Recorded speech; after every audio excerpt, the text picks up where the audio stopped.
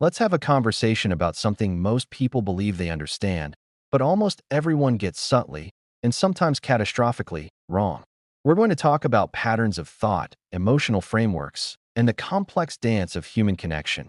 Specifically, focusing on one half of the equation that often leaves the other half feeling like they're trying to read a map in a language they don't speak. I know you've consumed content on this topic. Articles, videos, maybe even a few well-thumbed books on psychology sit on your shelf. You've assembled a puzzle in your mind, convinced the picture is complete. But what if the pieces you have are from a different box entirely? What if the fundamental assumptions you're operating on are the very thing keeping you from genuine understanding? It's not your fault. The narrative you've been fed is a compelling one, a world of mystery, of complex codes to be cracked, of grand romantic gestures that rewrite reality. But life isn't a screenplay. People aren't characters. They're living, breathing, gloriously inconsistent organisms, reacting to a million stimuli you can't see. The first, and perhaps most liberating, concept you need to embrace is this. You are not the central character in someone else's story. The elaborate psychological thriller you're writing in your head when a message goes unanswered, analyzing punctuation, decoding emoji hieroglyphics, constructing narratives of disinterest or annoyance, is usually playing to an empty theater. On the other side of that screen, there's no corresponding drama.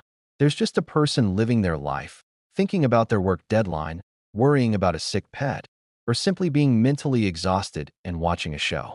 They're reacting to their own internal weather system, and you're just a cloud on the horizon, noticed or unnoticed based on the climate of the moment. This brings us to a critical principle. Emotional states are not puzzles to be solved. They are weather patterns to be observed. You cannot reason with a thunderstorm. You cannot negotiate with a cold front. You can only check the forecast and decide whether to bring an umbrella or stay inside. A person's openness, their receptivity, their mood, these fluctuate based on a chaotic symphony of internal and external factors. Hormonal cycles, professional stress, digestive health, a lingering memory from a childhood conversation, the cancellation of a favorite series, the quality of their sleep. You are one variable in an equation with thousands. Believing you can control the outcome by simply saying the right thing is like believing you can change the tide by shouting at the ocean. I recall a personal anecdote that cemented this for me. At 22, I was captivated by someone at my university.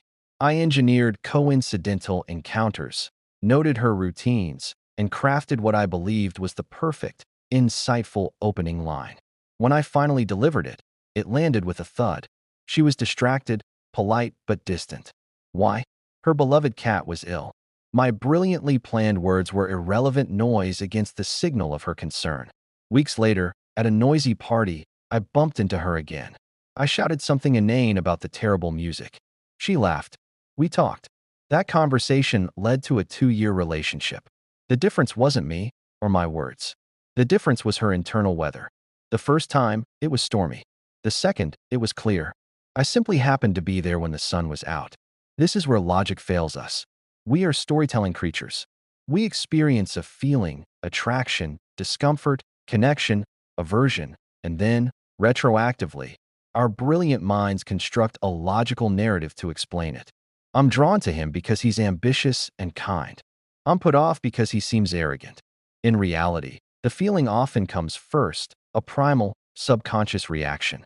The reasons are the decorations we hang on the feeling after the fact.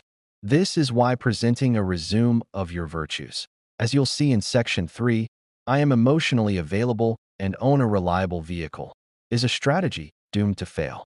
You cannot argue someone into an emotion. You can only create an environment where that emotion might spontaneously arise. And this leads to the Grand Canyon between stated preference and visceral attraction. Ask someone what they look for in a partner, and you'll get a curated list: kindness, stability, a good sense of humor, shared values. These are real, important qualities for long-term compatibility. But initial attraction often bypasses the checklist entirely. It's a subconscious calculation, a chemical reaction to a set of often intangible cues. The person who checks every box on the list can feel like a bland meal, while the one who defies it can feel like a revelation. It's not that the list is a lie. It's that it's compiled by the conscious mind, while attraction is often negotiated in the subconscious. This is a crucial point. If this is shifting your perspective even slightly, if it's making you rethink past interactions, then you need to be part of this conversation. Hit that subscribe button right now. We are just scratching the surface, and what's coming will fundamentally reshape how you see these dynamics. Don't just watch, engage. Let me know in the comments right now. Have you ever experienced this disconnect between what someone said they wanted and who they actually chose? Share your story.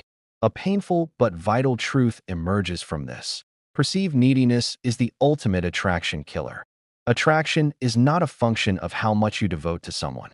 In fact, it's often inversely related. The more you orient your entire existence around someone's validation, clearing your schedule, molding your opinions, making them the sole focus of your emotional energy, the more you erode the very qualities that likely sparked their interest. You become predictable. You become a known quantity. You become a satellite, and no one is drawn to the gravity of a satellite. Why? Because human psychology, at a deep level, is sparked by challenge, by a slight element of the unknown, by the sense that someone is a complete person outside of the connection. This isn't about playing games or manufactured aloofness. It's about the basic truth that something easily and completely won rarely feels like a prize. It feels like a default.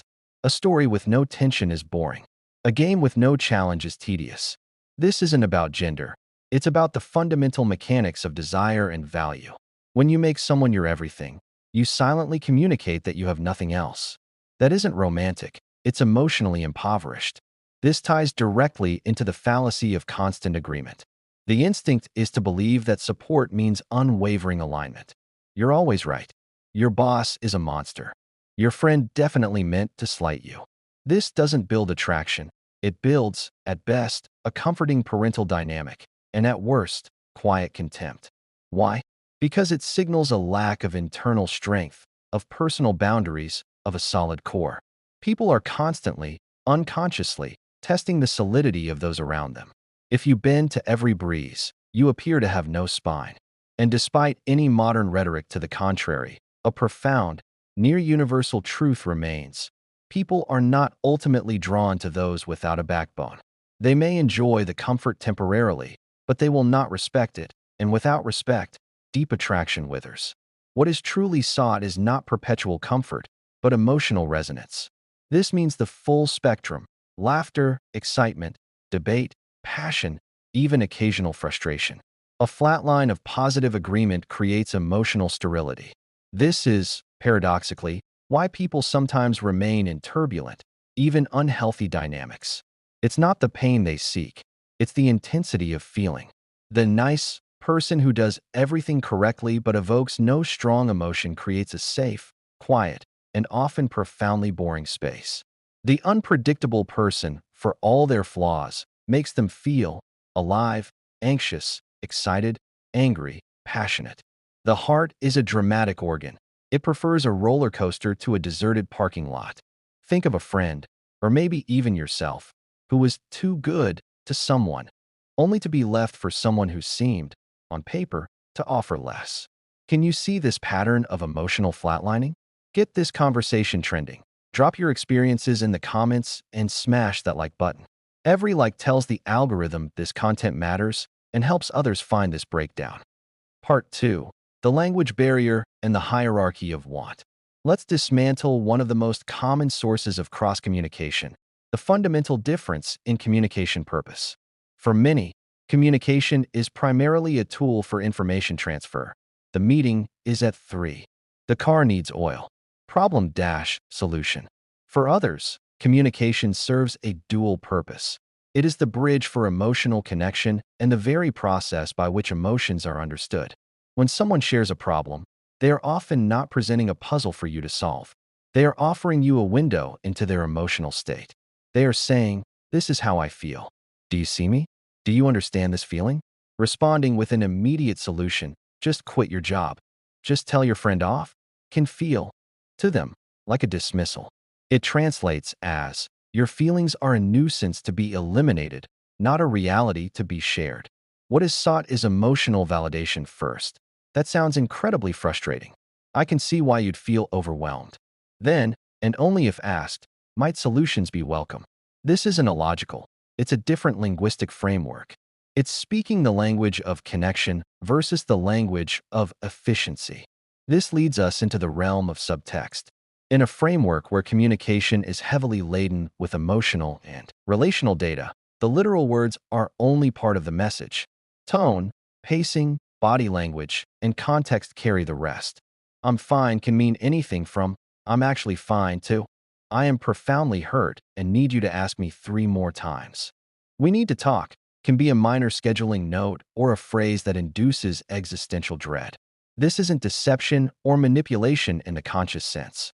In the mind of the speaker, the real message is obvious from the totality of the communication package. They assume you are reading the same metadata they are. The conflict arises when the listener is only processing the plain text. It's like listening to a song and only hearing the lyrics, missing the emotion carried by the melody, rhythm, and key. Now, let's venture into the complex realm of desire. For many, arousal can be relatively straightforward, triggered by visual or conceptual stimuli. For others, it is more akin to a complex ecosystem. It is responsive, not always spontaneous. It depends on a confluence of factors: psychological safety, emotional connection, the absence of resentment, the presence of feeling desired as a whole person, environment, self-image, stress levels, and 100 other subtle knobs on the control board. It's not a light switch, it's a master soundboard. This is why someone can be intensely attracted one day and feel disconnected the next, with no overt action causing the shift. The context changed. The emotional environment shifted. Understanding this means understanding that physical intimacy is not a separate category. It is the downstream result of the entire emotional and psychological landscape. Focus solely on the physical, and the system shuts down. Tend to the landscape, and the physical often blooms naturally. A powerful, often unspoken, social driver is preselection. Social proof is a potent psychological force. A person perceived as desired by others is automatically assigned higher value. It's a heuristic. If others want this, there must be something worthwhile here. An empty restaurant seems suspect. A full one promises quality. This is why visibility and social proof matter.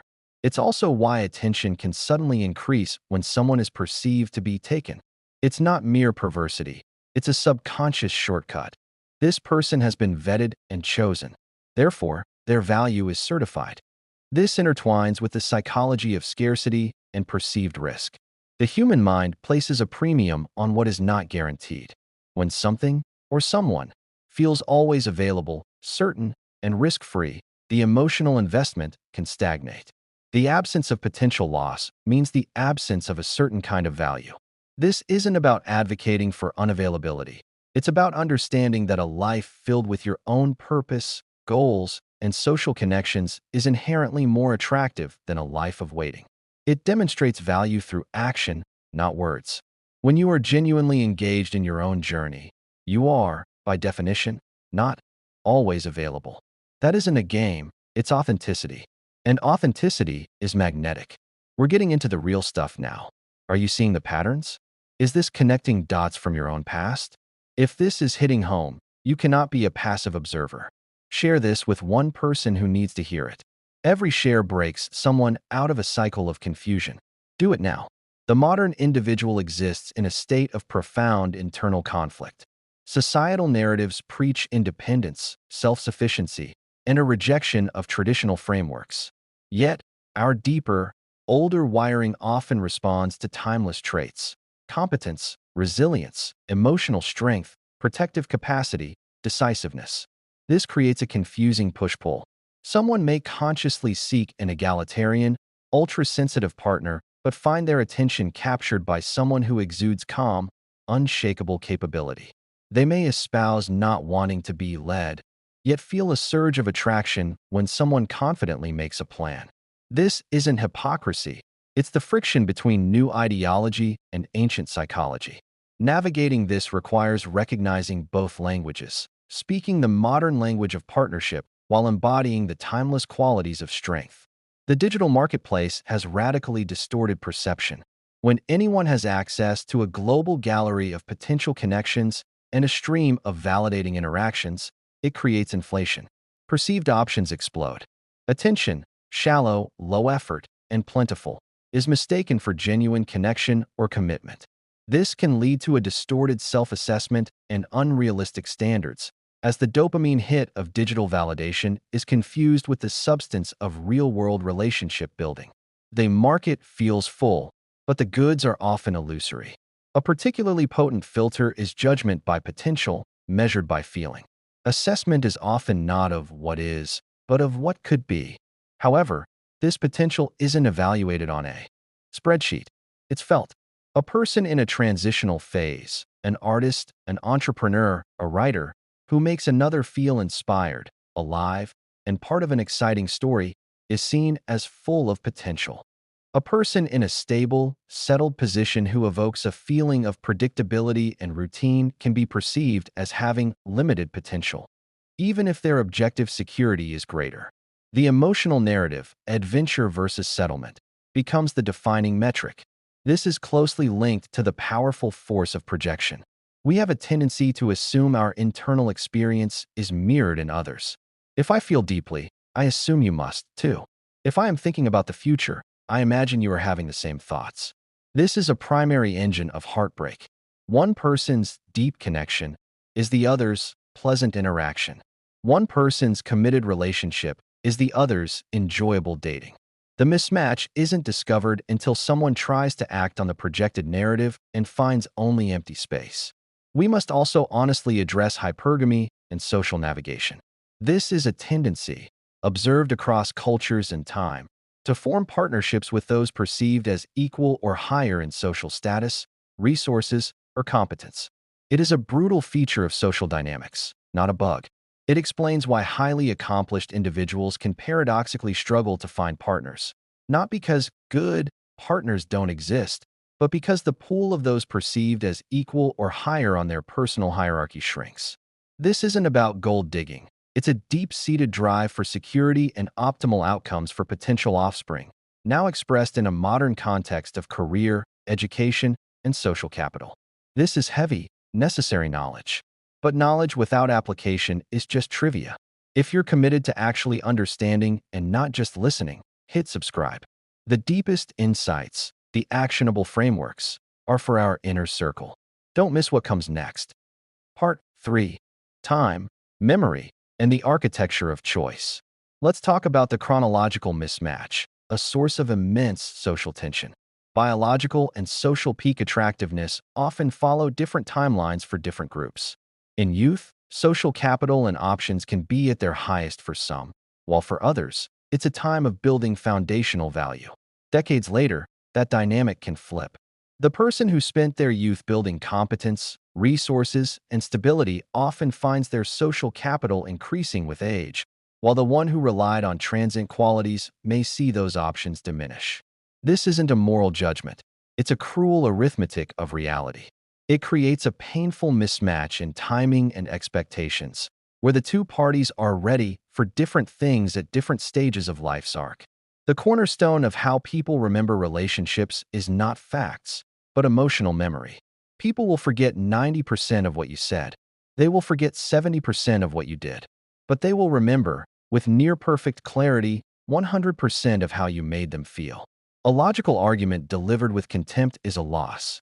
A silly, illogical moment shared with joy is a win. This is why people can remain attached to objectively poor partnerships. The partner may be unreliable or unkind, but they have mastered the art of creating intense, positive emotional peaks, apologies, grand gestures, moments of charm that overwrite the negative data in the emotional memory bank. Conversely, the consistently kind but emotionally flat partner creates no peaks to remember, just a gentle, forgettable plane. This has a direct impact on the paradox of commitment eagerness. In the dance of bonding, overt and eager pursuit of commitment can paradoxically reduce attractiveness. It signals a lack of other options, a desperation to settle. The willingness to commit is vital for a serious relationship, but the eagerness to do so, especially early on, can undermine the very foundation it seeks to build. A mindset of, "I am choosing you from a place of abundance and option," is psychologically very different from, "I am committing to you because I need this to work." One feels like being selected, the other can feel like being settled for, even if the words are the same. Let's dissect the friend zone dynamic. This occurs when one person provides the emotional and sometimes practical benefits of a relationship, listening, support, time, attention, validation, without any of the romantic or physical reciprocation. From the provider's perspective, it's a contract where their investment is meant to yield a return of romantic interest. From the recipient's perspective, a clear friendship boundary was set, and the continued provision of support is seen as a voluntary gift between friends. The tragedy is that both can be acting in good faith within their own framework. The recipient isn't usually maliciously exploiting, they are compartmentalizing. They've placed the person in the friend is right there. The comment section is below. The like button is waiting. This knowledge is useless if it stays here. Internalize it. Debate it. Share it. Apply it. Let's build a community focused on genuine understanding, beyond the superficial scripts and failed formulas. Do it now.